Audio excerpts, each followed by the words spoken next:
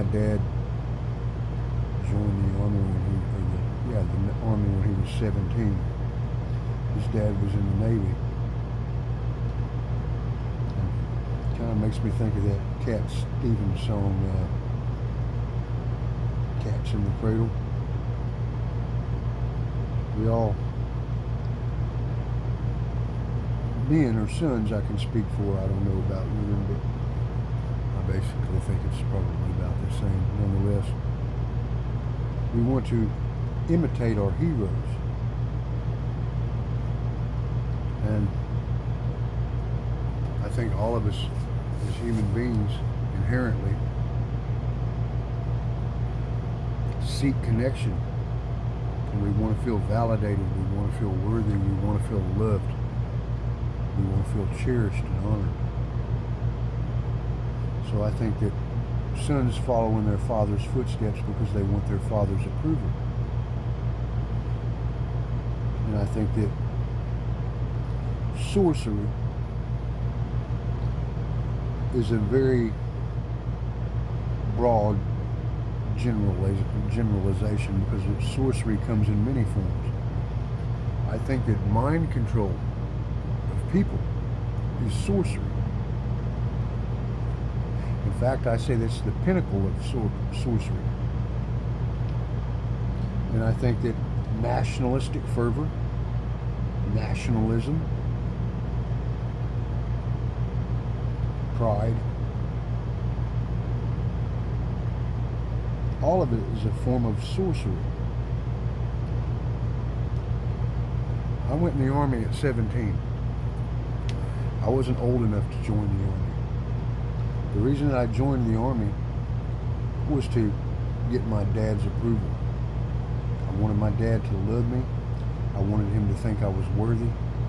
And I wanted him to be proud of me. That's why I joined the Army at 17. I was in ROTC in high school for 3 years before I graduated. And I did exceptionally well in ROTC. I was naturally gifted with all things military. And my dad was a Green Beret, alert, an airborne ranger, assassin trained, and did either 2 or 3 tours in Vietnam.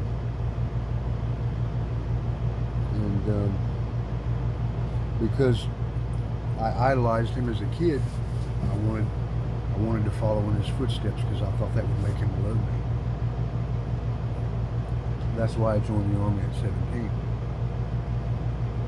I scored very highly on the ASVAB, the Armed Services Vocational Aptitude Battery Test, and because of my high score, I was eligible for Army Intelligence, and that's why what I initially enlisted as is Army Intelligence and 96 Romeo Ground Surveillance Radar Operative, and was trained on PIPSI radars and on sensor strings, allegedly to find weapons of mass destruction during the Gulf War. I trained at Fort Huachuca, Arizona, and ultimately my MOS, my military occupational specialty, was phased out because at Fort Huachuca they were testing drones back when I went in the Army. And with the drone technology, ground surveillance radars really Stone Age compared to drones, what can be done with drones. Nonetheless, I was MOS qualified as a 96 Romeo, and then after I went and got to basic and AIT, basic training and AIT, advanced individual training at Fort Huachuca, and went to the U.S. Army Intelligence School at Fort Huachuca, and went back to Memphis after my training. I couldn't find gainful employment. I began abusing drugs and alcohol because I'd already been doing it since basically since middle school. And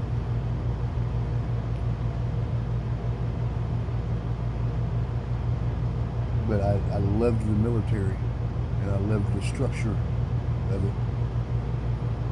And of course, I was captivated by the nationalism and thought it was the right thing to do. And I wanted to go to war because I wanted to win my father's approval, and I wanted him to be proud of me and think I was worthy.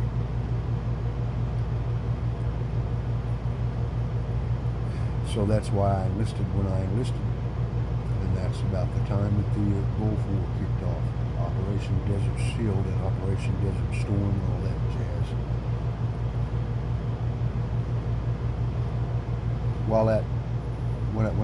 After I came back home and couldn't really find gainful employment and was bored and missed the military because I really enjoyed the travel of it and meeting new people.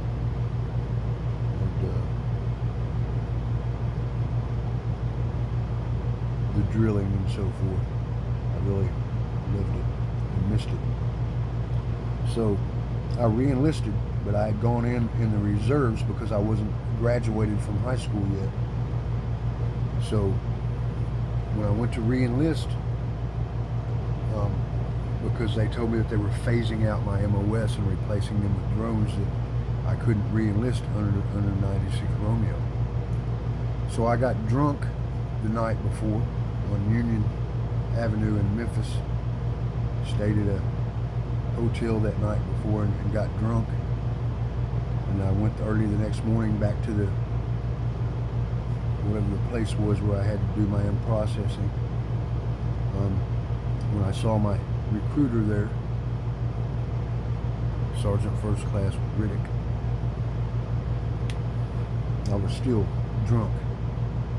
And I don't remember exactly how the conversation went, but I decided for myself that if I was going to re-enlist and I couldn't get in the MOS that I wanted back into a combat MOS, that I needed to choose something where I could find gainful employment as a civilian. So of all things I could have chosen, I thought maybe the medical field would be something that I could always find gainful employment doing, and I chose eye specialist, 91 Yankee, which is pretty funny if you think about it. And the 91 is like Psalms 91 to me. He who dwells in the secret place of the Most High shall abide under the shadow of the Almighty. Nonetheless, I went to Fort Sam, Houston, Texas, and San Antonio for my advanced individual training and my general medical orientation, GMO, OMG, GMO. Went to Fort Sam, Houston, you know where Ozzie peed on the Alamo. Remember the Alamo?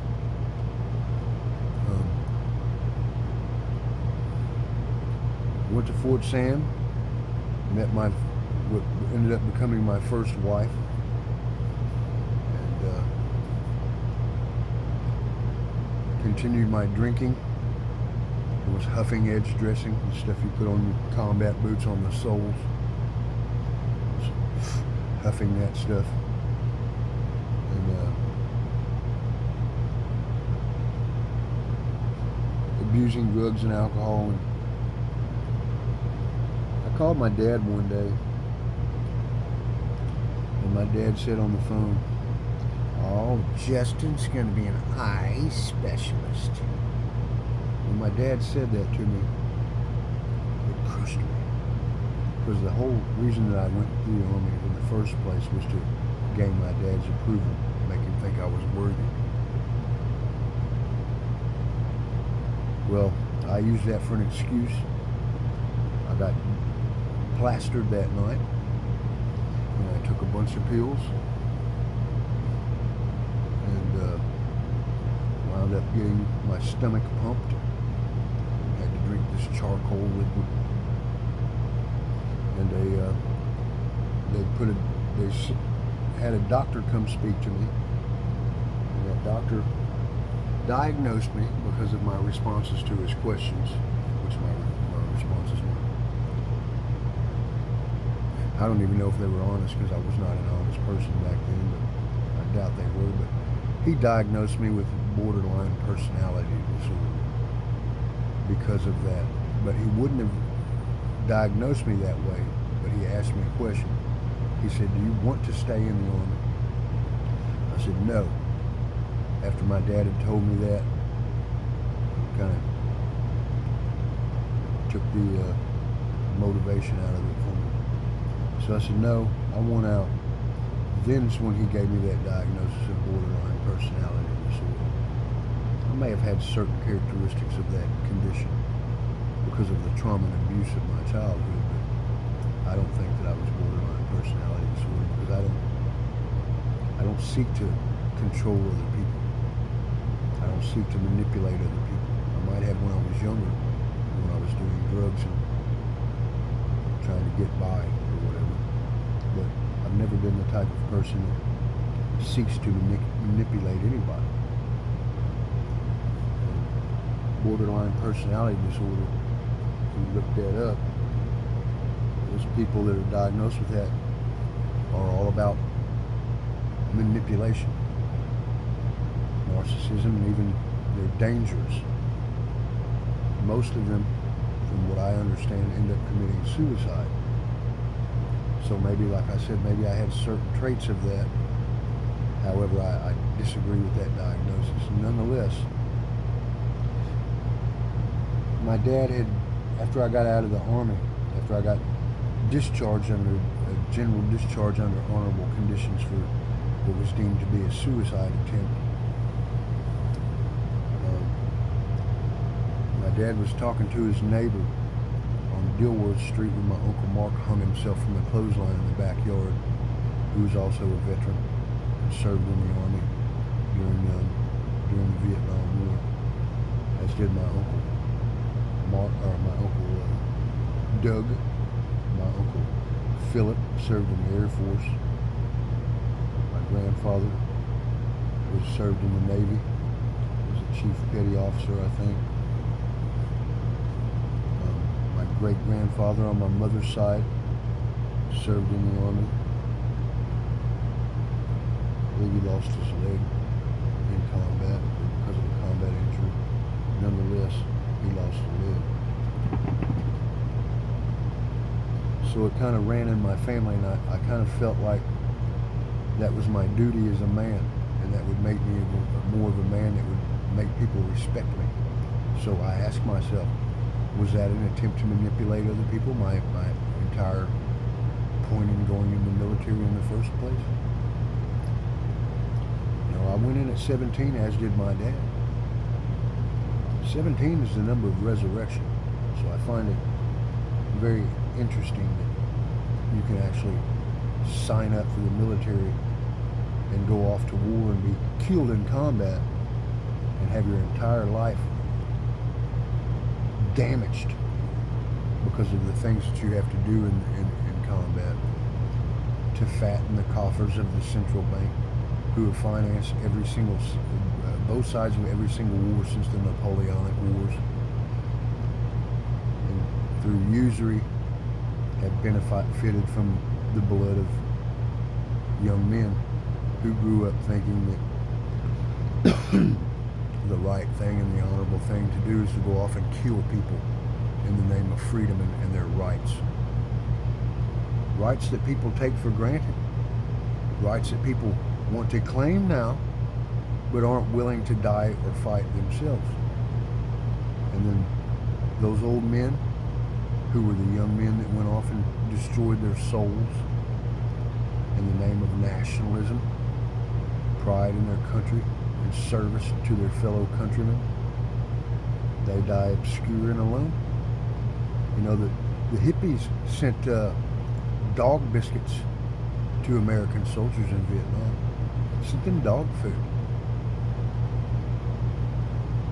Calling them dogs, I guess, because they considered them to be doing something wrong, which they did. Thou shalt not kill. However, young men are bred, born, and raised to embrace violence, especially in the name of their country and in the name of their freedom, in the name of their Constitution. That's what I was speaking of when I mentioned sorcery and mind control. Because when you have that drilled into your head, saying you pledge allegiance to the flag when you're in school being raised, I pledge allegiance to the flag, to the United States of America, and to the republic for which it stands, one nation, under God, indivisible, with liberty and justice for all. Where's your liberty and justice now, America? Do you feel like you've got liberty and justice? Donald Trump's going to save us, right? He's going to make America great again, right? I have no problem with Mr. Trump. Let me get that out of the way right now. I roast Mr. Trump in music because he's a celebrity. And he's a proud celebrity. Like you said, when you're famous like me, you can walk up and grab a woman by her poo nanny. They'll let you do anything you want.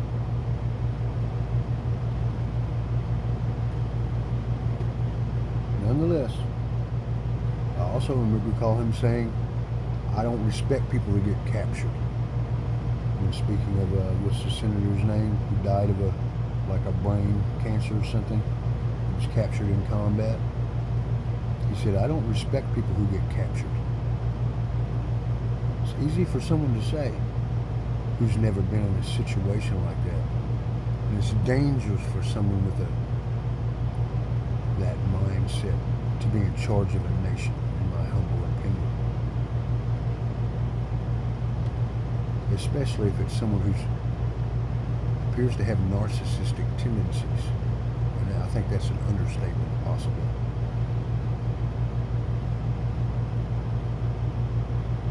Someone who went to a military academy, but allegedly took advantage of the system in a manner in which he could not be drafted. I don't know, I just know what I see on Babylon's brainwashing tube. Nonetheless, 17 years old is too young to vote, but it's old enough to die. It's old enough to go off and fight in a foreign war, or a domestic war on foreign shores. Murder, see violence, the depths of darkness that man is capable of, and have it damage their soul. Have you ever seen the videos of the shell-shocked soldiers from foreign wars? How badly they're impacted by it? My dad had post-traumatic stress disorder really bad from Vietnam. Spent his whole life sucking on a bottle of wine, trying to keep the demons at bay.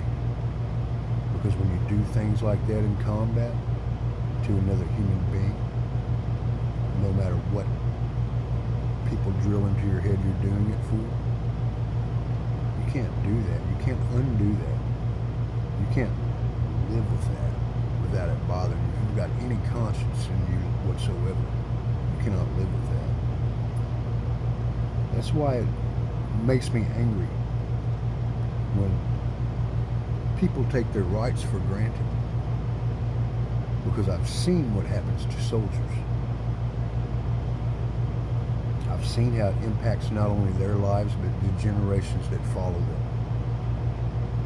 My dad died with Agent Orange exposure. That's why I wear this Agent Orange bracelet. It got passed down genetically to all my family. You know, in Vietnam and Laos and Cambodia, they used Agent Orange for a defoliant for the jungle, because you can't see an enemy you can't kill an enemy that you cannot see. Well, from last I heard, there was hundreds of thousands of people in those areas that were damaged. Birth defects, people missing limbs, or mines left over everywhere out there from these wars that we fight. And again, The central bank financed both sides of every war since the Napoleonic Wars. Napoleon, man.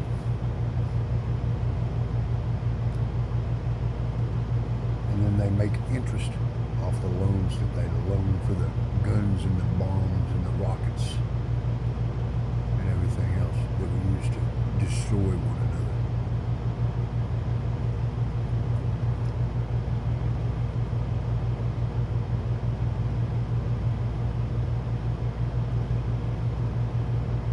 "17 years old is too young to vote, but old enough to die. Can't buy a beer for another few years. Makes me want to cry. American soldier, I sympathize with you. You gave it all for your country, did the best that you could do. They send you back to your homeland with a pat on the back and the medal in your hand.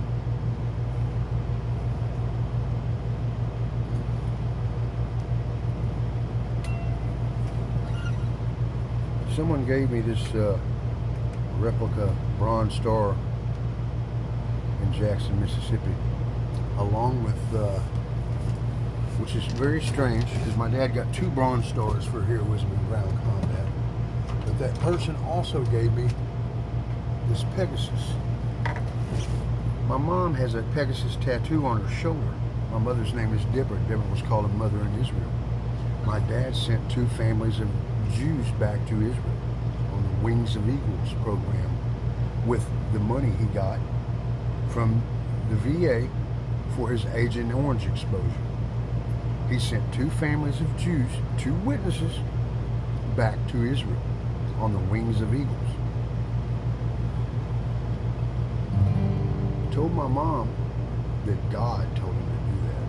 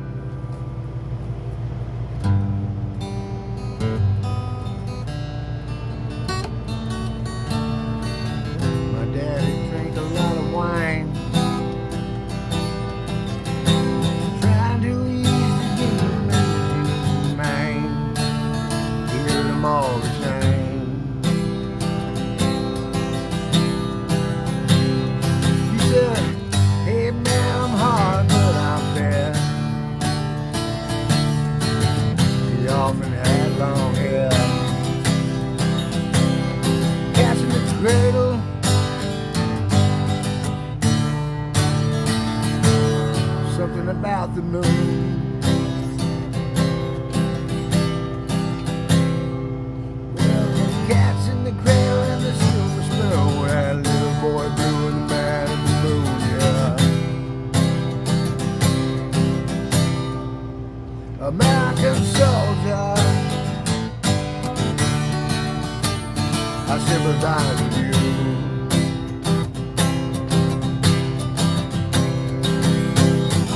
You gave it all for your country and did the best you could do.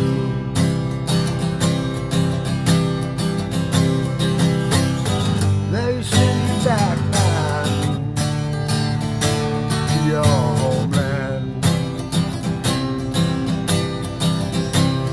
With a hat on the back, man, a medal in your hand.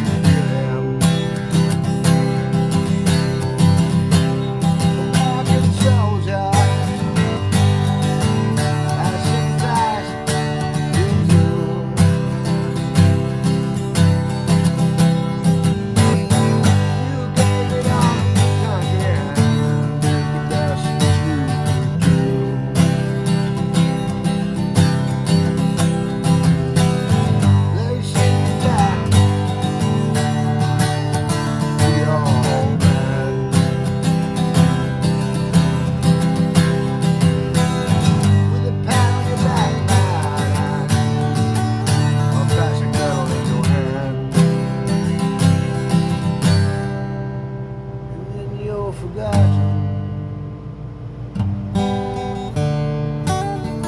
Daddy died July 3rd, day before Independence Day, man. No longer heard, not a freaking word.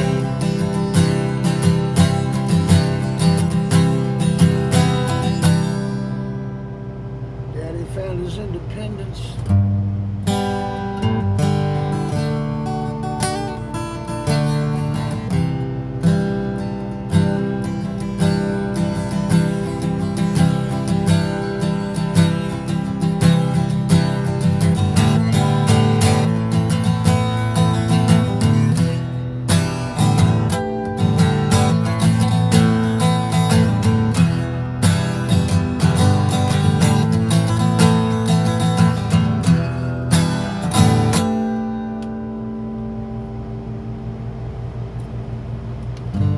Some people want the right to kill babies in the womb.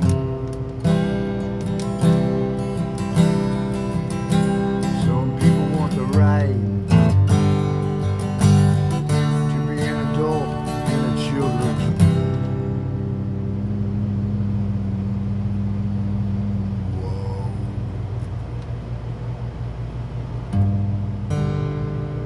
Every millstone be tied around your neck.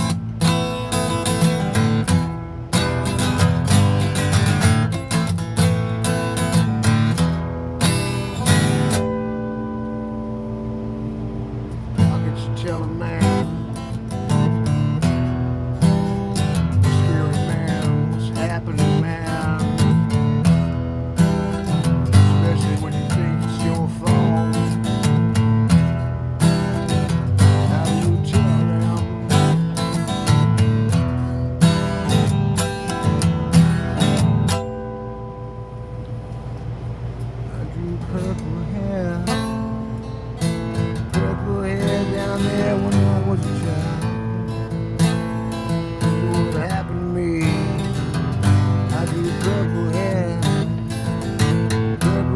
down there when I was a child. Everybody laughed at me. I drew purple hair down there when I was a child. Cause it would happen to me. I drew purple hair down there when I was a child. Everybody laughed at me. Rub-a-dub-dub, I got out of the tub, and I'd forgotten about the marker man. Rub-a-dub-dub, got out of the tub, and I'd forgotten about the marker man. I wasn't even awake then. I was inside myself, hiding from the things I'd seen.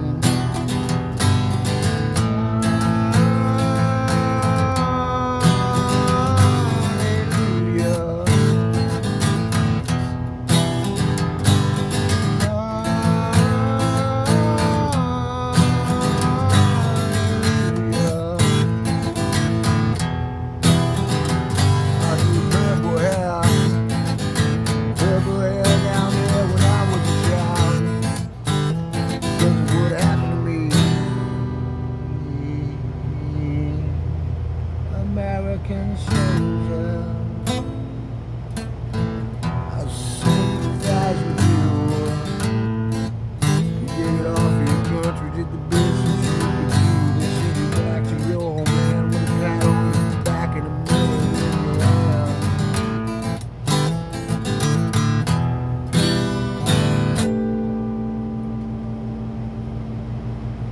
So you can have the right to take your children to hear the story, the tranny story hour, while they read to your kids about worm loves worm.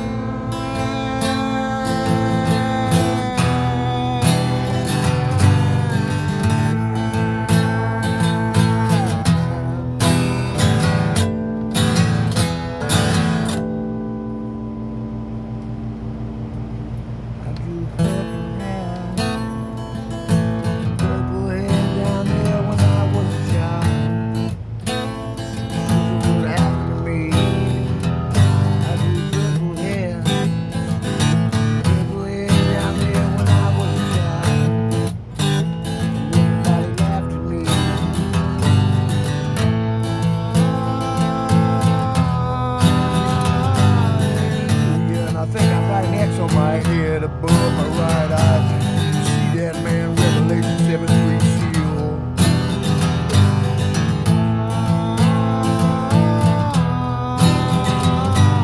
Hallelujah, hallelujah. Pick up the sticks, pick up the sticks and follow me through 9:23. Pick up the sticks. Follow me to 923 on the road back.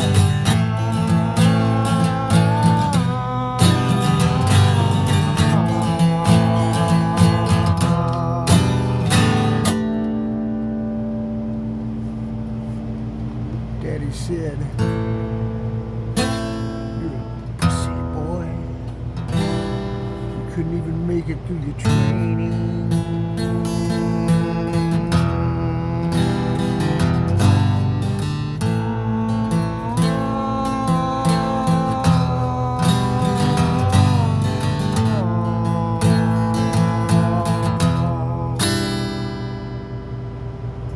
Some asshole said in the comments to me one day, "You know what, man, your dad was right about you."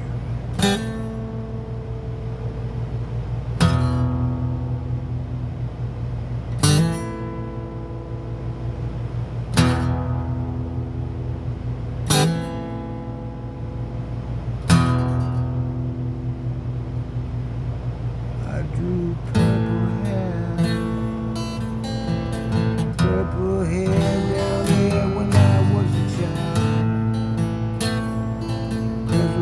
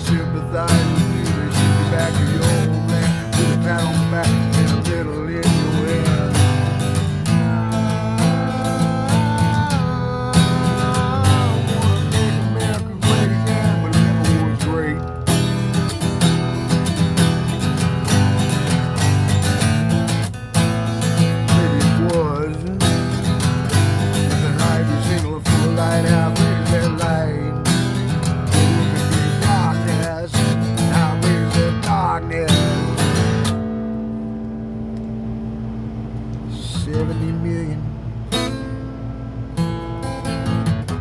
Slain in the moon, 70 million.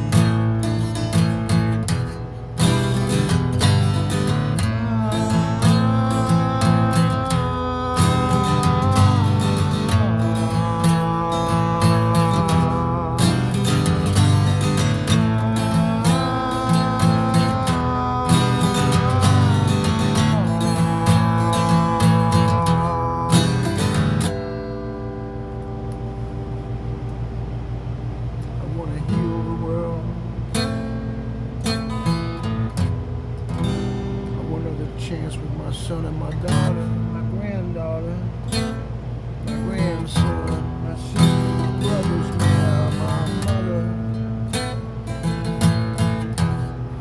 my friends, my 3 ex-wives, and all the women I flippantly slept with, abused and abused, man.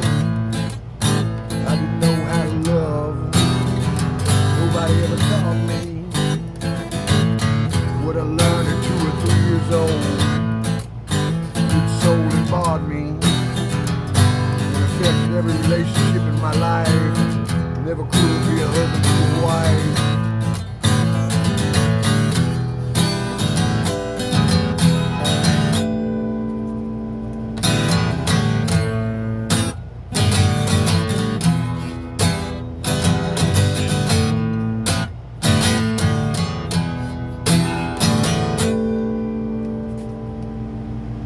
Anyway, no hard feelings to anybody, man. This is my music therapy.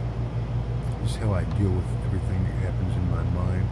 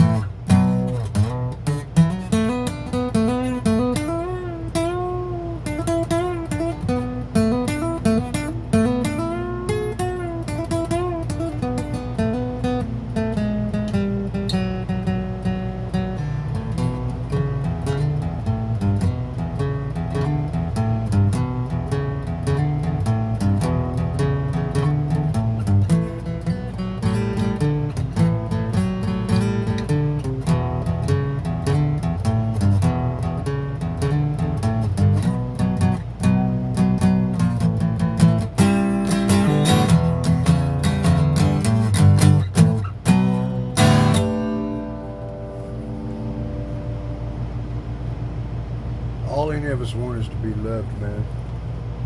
That's all anybody wants. But we're all so damaged. We don't know how to love ourselves nor anyone else. People say that they value authenticity and honesty until they meet someone who's authentic and honest. And they hate them. Because they're convicted, I suppose. I don't know. Maybe I'm just an asshole. Makes me think of that song that my brother Troy used playing back in the 90s. Maybe I should go to Los Angeles, meet my asshole brother. There's nothing if I